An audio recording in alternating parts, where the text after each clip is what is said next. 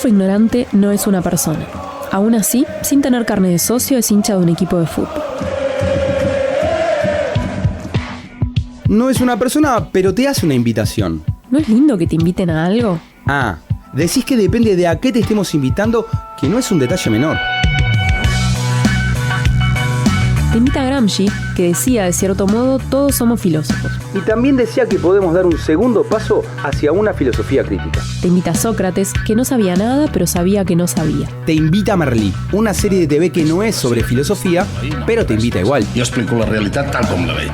Te invita a Rousseau, a que busques los orígenes. Te invita el Robin Iniesta, cantante de Extremoduro y graduado en filosofía. Te invita a Kant y te pide que te animes a pensar. Te invita el filósofo ignorante.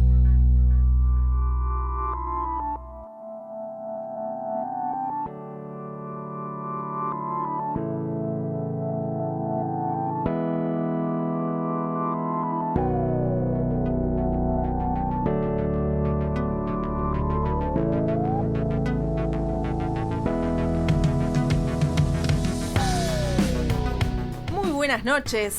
¿Cómo andan? ¿Cómo andan todas y todos por ese lado? ¿Cómo andas, Marce? Pará un poquito. Léeme lo que dice ahí. 21:05. Y esto lo tenés que hacer varias veces esta noche porque estamos saliendo en vivo, señora y señor que nos está escuchando, ¿eh?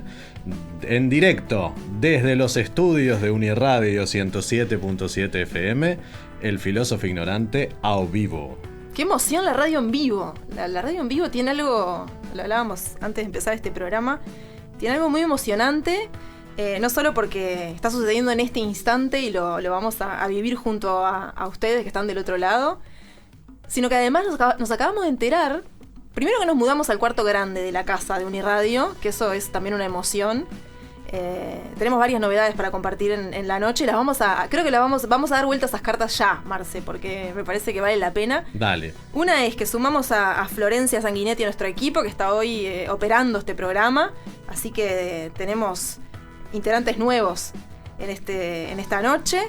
Lo tenemos a Diego también, que está por allí acompañando la transmisión, así que para nosotros es un gustazo también. Y tenemos un teléfono acá anotado, que eso no lo teníamos previsto. No, la verdad que no. Para nada. No, yo te digo que eso a mí me da un poquito de miedo. Bueno, pero es interesante también ese ingrediente de miedo que se suma. Ya me conoces. Que es el 092-555-982. Se puede mandar mensaje por WhatsApp y por Telegram. Me parece maravilloso. Sin que yo sepa lo que es Telegram, te voy adelantando algo. Pero 092-555-982. Parece maravilloso. Nos escriben por WhatsApp y de paso nos damos cuenta de lo que es Telegram si alguno de ustedes le da por usar esa vía de comunicación. Un servicio de mensajería. Bien. Un otro WhatsApp sería, en realidad, para todos los que y todas las que conocen esa vía. Bueno, dicho esto, con esta emoción que tenemos y estas novedades, también tenemos hoy un programa que sigue como la línea, de alguna manera, de lo que veníamos tratando en estos programas anteriores. Tiene como protagonista a Hannah Arendt, de quien estuvimos hablando. Osamos escribirle una carta a Hannah Arendt en el programa anterior.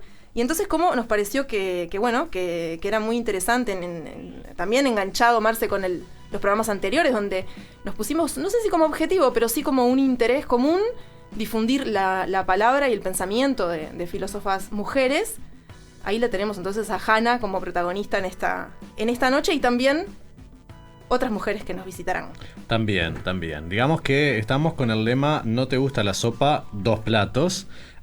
Pero hiciste muy bien en presentar a Florencia, en presentar a Diego, y tal vez sea momento de presentar a las 2 personas que en este momento estaban hablando en El Filósofo Ignorante. Marcelo Fernández Pavlovich fue apodado como filósofo por una tal Patricia Pujol. Parece que eso fue porque es licenciado y profe de filosofía, y además tiene una maestría en ciencias humanas.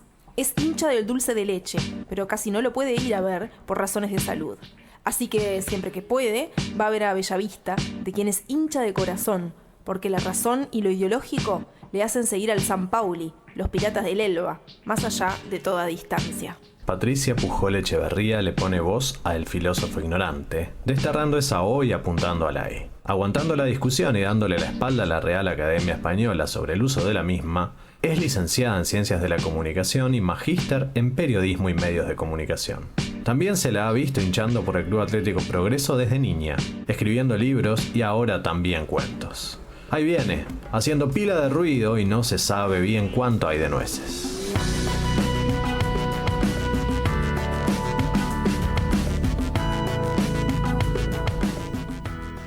Ahí viene. Ahí estábamos. Yo ya estaba acá en realidad. Así que ya había venido. Está mal conjugado el verbo. Bueno. Ahora nos venimos a dar cuenta de eso. Bueno, son cosas que van a ir sucediendo, Marce. Efectivamente. Y le pusimos nombre a este programa, como hacemos en todos los programas del Filósofo Ignorante. Y se nos ocurrió que podíamos llamarle Hannah Arendt en la tormenta. Y en este caso, no por lo que podríamos calificar de la tormentosa vida de Hannah, porque también podríamos haber apelado a eso. Claramente. Pero en parte, porque ya lo desarrollamos en el programa anterior a través del intercambio epistolar que tuviste con Hannah, y en parte también porque queremos referirnos a otras tormentas. Es que hoy vamos a bucear más bien en tormentas conceptuales. Si hay algo que tiene el pensamiento de Hannah Arendt, es que es sumamente provocador. Desde lo que hablábamos la semana pasada respecto al concepto, la categoría conceptual de la banalidad del mal y lo que generó en ese sentido en la propia comunidad judía y en la comunidad académica a la que pertenecía Hannah Arendt. Pero también, vos sabés que cuando uno se enfrenta a muchos de sus textos, queda de alguna manera la primera sensación que a uno le llega es algo así como una sensación de choque. Pero ese choque no es solamente el que produjo en uno, sino también que hay como una especie de ola expansiva en su pensamiento, y de algún modo esto hoy lo vamos a ver reflejado en dos áreas bastante particulares del pensamiento. Una te diría que sería como un área interna a lo que Hannah Arendt dice, en un tema al cual ella no dedica mucho de su reflexión, que es la educación. Y otro tema que tal vez no sea tan interno, porque no escribió mucho de eso, pero sí quienes han pensado sobre esta temática, quienes han militado sobre esta temática, ha dado bastante que hablar sobre la relación entre Hannah Arendt y el feminismo. Uh-huh. Así que esas son las tormentas que nos vamos a plantear hoy.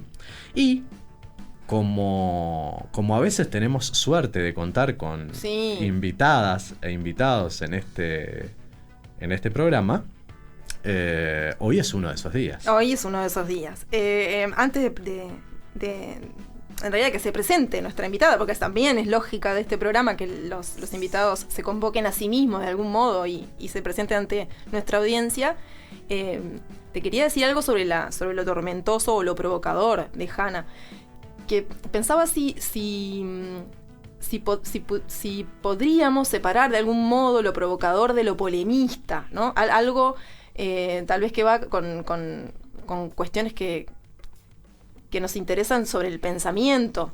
Ella, recordábamos el programa anterior, que ella también se sentía de algún modo provocando, y en un momento complejo donde no podemos dejar de reconocer que una mujer atravesando la teoría y el pensamiento y desarrollando, ¿no?, también su obra, tomaba un rol de protagonismo. Y eso también ya era de algún modo provocador, o sea que también hay como una doble provocación, ¿no?, sobre su obra y sobre cómo ella pudo sostener y legitimar esa obra. Y a mí no me parece menor, de algún modo. Entonces eso me parece interesante. Y no por digamos, por utilizar categorías, por utilizarlas, sino que me parece que construye desde ahí, ¿no? Más allá de que tiene una relación conflictiva, que ahora vamos a meternos en ese punto, y nuestra invitada nos va a acompañar en esa trayectoria. Solo una acotación respecto a lo que decías. A mí lo que admiro, en este caso, una de las cosas que admiro en Hannah Arendt, pues no creo que el objetivo de ella sea estrictamente la polémica, es su defensa acérrima de intentar comprender lo que sucede, más allá de la coyuntura y de cómo uno quede parado frente a ese intento de comprensión, ¿sí? Recordando siempre que comprender no significa justificar lo que sucede. Y esa postura es la que de alguna manera, bueno, la deja parada donde queda parada. Por suerte hoy, 2020, ya unos 45 años después de su muerte, creo que tenemos a una Hannah Arendt muy bien parada como filósofa del siglo XX. Pero va a haber alguien que es especialista en Hannah Arendt, te diría, porque ha escrito mucho sobre ella y la ha estudiado muchísimo, y es mejor dejar que ella se presente a sí misma.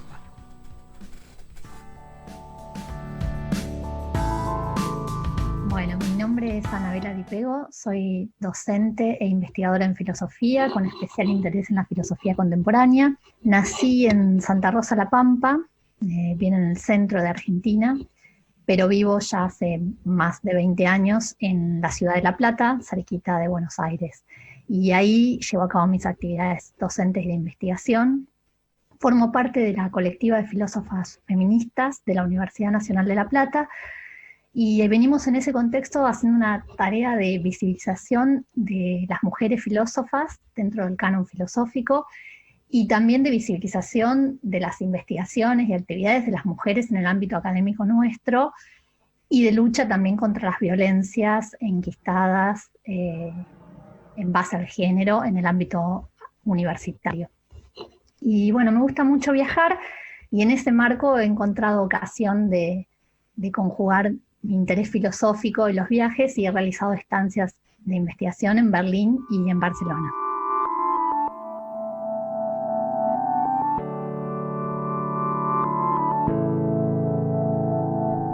Y la teníamos entonces a Anabela, que bueno, aprovecho a saludar tamaña tarea que están llevando adelante en una ciudad tan querida como la ciudad de La Plata.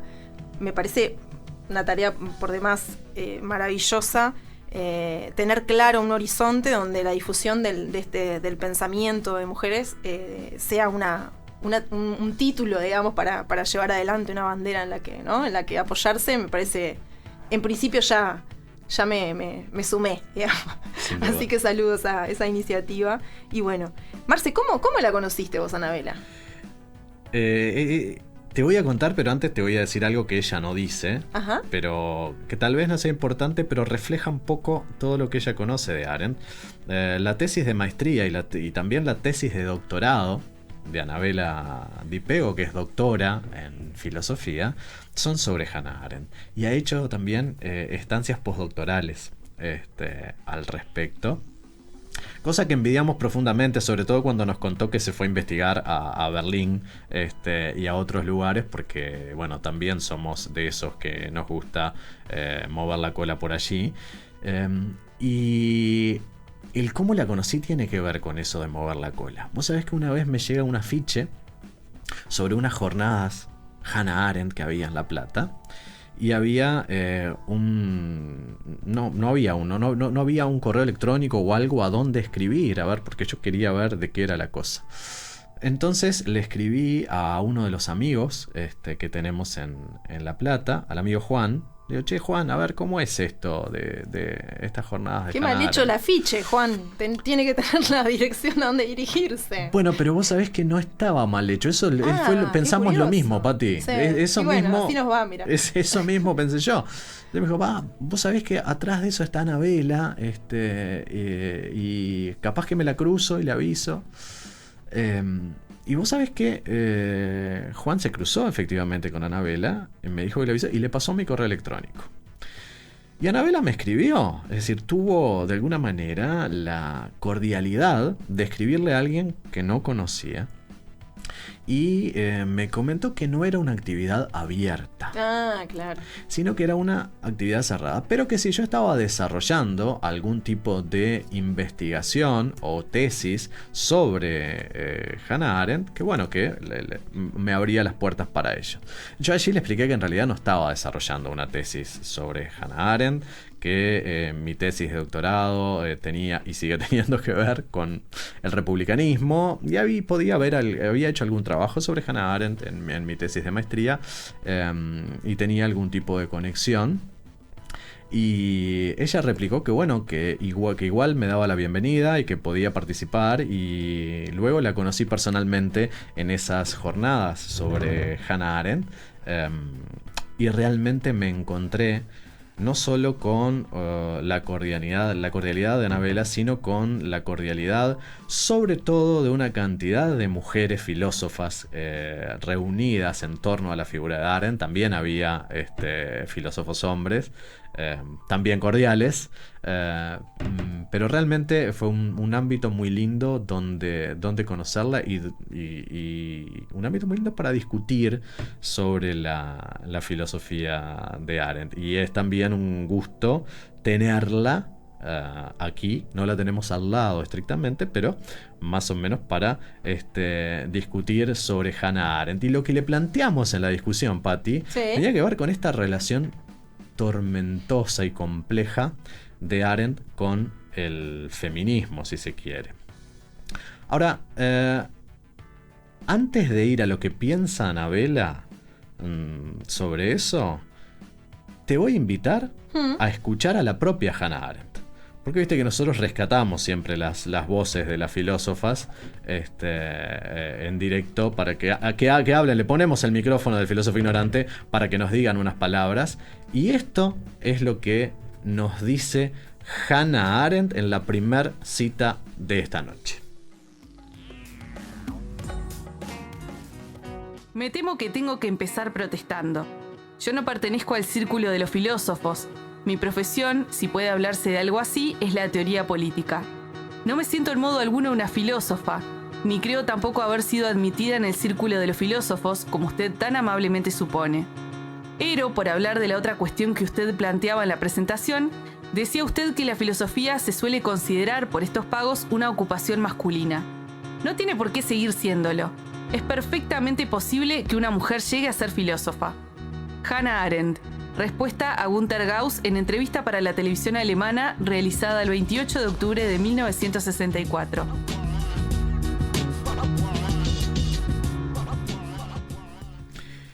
Esa entrevista entre Hannah Arendt y Günter Gauss, que está disponible en YouTube, es maravillosa. Y es maravilloso cómo arranca esa entrevista, porque allí Cecilia justamente se tomó el trabajo de traducir las primeras palabras de Hannah Arendt en la entrevista, cuando Günter Gauss la presenta como filósofa y le dice de alguna manera, bueno, es de las pocas mujeres que ha entrado en el círculo de los filósofos, que es un círculo por lo general masculino.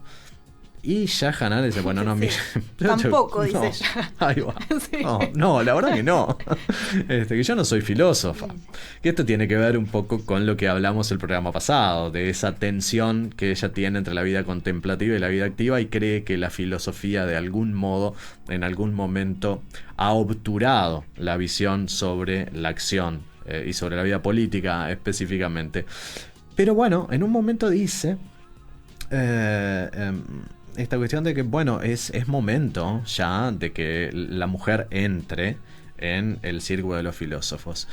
Pero a su vez dice que ella en realidad no ha tenido problemas como mujer para desenvolverse como tal. Que ella no ha sentido en ningún momento su condición de mujer como un límite, que ella ha hecho lo que ha querido. Conocemos también en este sentido que escribió como una especie de reseña de un libro sobre la emancipación femenina. Es decir, es algo que ella tenía de algún modo conocimiento, no era estrictamente ajena, pero no le preocupó como tema de reflexión prácticamente nada, ¿sí? No hay grandes reflexiones al respecto. Y en esta misma entrevista también hay un par de reflexiones de ella donde dice, bueno, yo soy bastante conservadora, tachada a la antigua, y creo que hay algunas tareas que las mujeres, si quieren seguir siendo femeninas, no deberían llevar adelante. Por ejemplo, esas cosas de dar órdenes, dice, son más bien para los hombres. Obviamente no es textual lo que estoy diciendo, sino que es un parafraseo. Y esto de alguna manera, claro, uno lo escucha en 2020, esta es una entrevista de hace unos 50 años, tal vez un poco más de 50 años, 60, y bueno, a veces pierde ciertas referencias temporales en ese sentido, pero es de algún modo chocante, ¿no? Que una filósofa, aunque reniegue de tal, tenga esa postura. Y es una postura que en última instancia, te diría, Pati, tuvo sus repercusiones. Sí, claro, lógico. Esto inicia una relación sí, por supuesto, que no, en principio no tiene la mayor de las cordialidades. Como es recibido el pensamiento de Hannah Arendt por los movimientos feministas. Uh-huh. Te diría que esa recepción se ha ido modificando con el paso del tiempo. Sí, por supuesto. El tiempo, yo no te diría, bueno, voy a repetir la frase del tiempo pone las cosas en su lugar, ¿no? Pero las cosas cambian con el tiempo y de algún modo el tiempo a veces produce el temple para leer con mayor distancia, sí, claro, el pensamiento y también distanciarse de las declaraciones del momento y también por fuera de determinadas euforias. Entonces yo te voy a invitar a dividir la recepción del pensamiento de Hannah Arendt por los movimientos feministas en algo así como 3 momentos. Hubo así como un momento en los 70, luego en los 80 y los 90 y otro momento por allá por los 2000. Ahora bien, te dije que te invito a eso, pero es algo así como una invitación que te hago yo, pero a escuchar a Anabela, que nos va a hablar en esta instancia de los 70 y de los 80. El feminismo de la década del 70, sobre todo Adrienne Rich o Mary O'Brien, directamente dicen que, digamos, que no es una de las nuestras Arendt, porque interpretan que en esta distinción entre lo público y lo privado, Arendt relega a las mujeres a lo privado y a las tareas vinculadas a la reproducción de la vida. Incluso hay afirmaciones tan contundentes como decir, bueno, Arendt nos muestra la tragedia de una mente femenina nutrida en ideologías masculinas. O sea, esto es la recepción que tiene Arendt en ese feminismo. No es de las nuestras, reproduce la ideología masculina. ¿Sí? Así que ahí podemos decir que hay una recepción, pero que en realidad es un no diálogo, porque hay una lectura muy lineal de la condición humana y en base a eso decir, bueno, acá no tenemos nada para rescatar para el feminismo. Pero eso cambia en las lecturas que empiezan a aparecer en la década de fines de los 80 y comienzos de los 90, con autoras como Sheila Ben-Habib o Nancy Fraser, Adriana Cabarero, que empiezan a discutir un poco esta distinción entre lo público y lo privado, tomando en cuenta la misma obra de Arendt, y mostrando que tal vez se pueden leer esos capítulos de la condición humana no como la posición normativa que ella está defendiendo respecto de cómo deben concebirse lo público y lo privado, sino más bien tomando a la distinción en la polis griega para juzgar lo que ha sucedido en la sociedad contemporánea, en la sociedad moderna y la sociedad contemporánea. Incluso la propia Arendt, en unas entrevistas, aclara que no habría contenidos o temas propios de lo público o de lo privado, sino que eso justamente se va definiendo en cada momento histórico y es parte de las luchas políticas.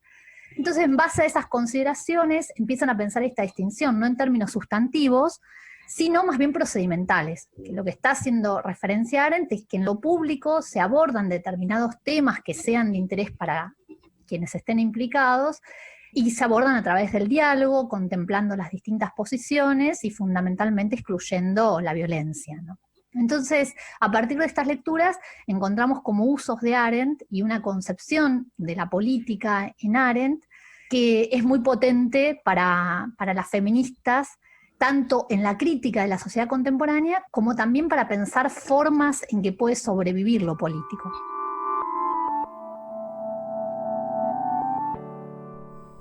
Escuchábamos a Anabela hablando sobre los usos de Arendt. Me quedé con esa expresión y la tensión entre el ámbito público y privado. ¿Cómo es recurrente en este programa también, ¿no? Claro. Esta especie como de dos caras de una moneda. Vos sabés que hay una bandera de algunos movimientos feministas últimamente que se basan más que nada en el pensamiento de Foucault, entre otros, donde la bandera dice lo personal es político. Y esa es una bandera rupturista de esta distinción entre lo público y lo privado que defiende Hannah Arendt, ¿sí? Entonces, si vos sumás esa distinción fuerte que hace Arendt entre lo público y lo privado, más estas declaraciones, más una lectura lineal de la condición humana, una de las obras fundamentales de Hannah Arendt, claro, el movimiento feminista o algunos movimientos feministas de los 70 no reciben a Hannah Arendt, o no hay un uso, o como Anabela lo dice mejor, no hay diálogo. Claro. No hay diálogo posible entre Arendt y esa ola feminista de los 70 que es potente, ¿sí? Que es potente.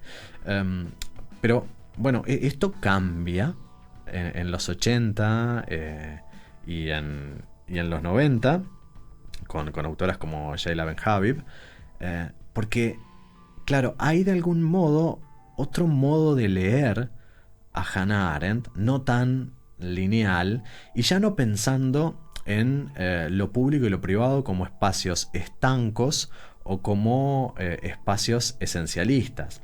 ¿Qué quiero decirte con esencialistas?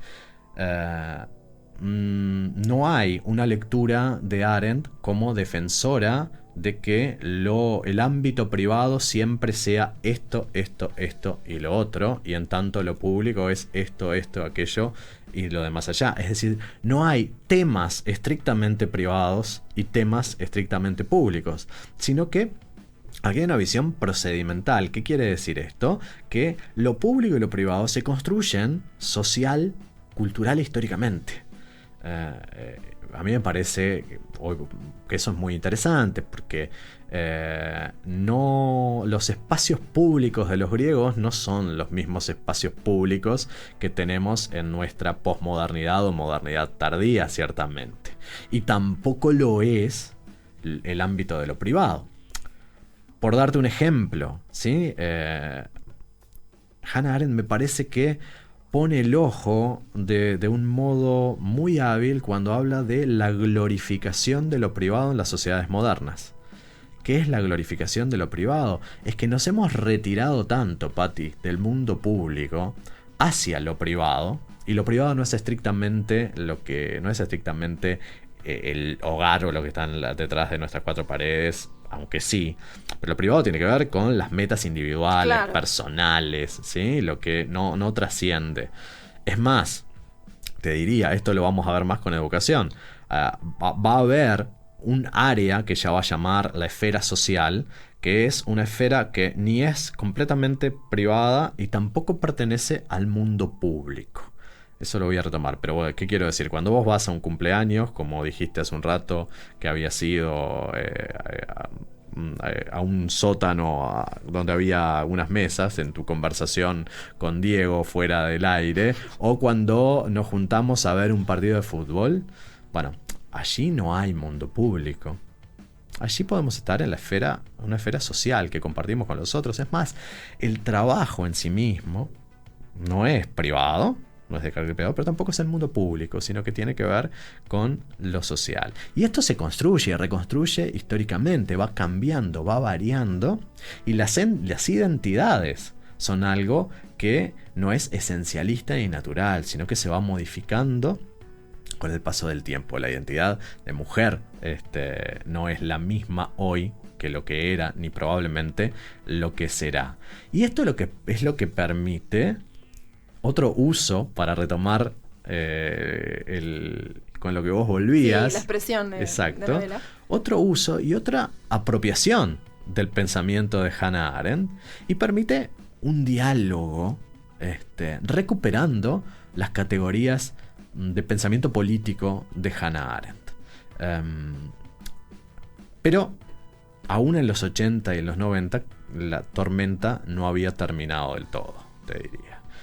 Obviamente habían pasado los mayores nubarrones de los años 70, pero las aguas no eran las de hoy. Entonces me parece que es buen momento, Pati, para celebrar este encuentro con Hannah Arendt, este encuentro con Anabela Di Pego en medio de la tormenta, y hacerlo a través de una canción del Indio Solari y los fundamentalistas del aire acondicionado, porque de algún modo yo creo que el pensamiento de Arendt son como mojones en la tormenta, y que de alguna manera uno podría decir desarrollan ceremonias en la tormenta.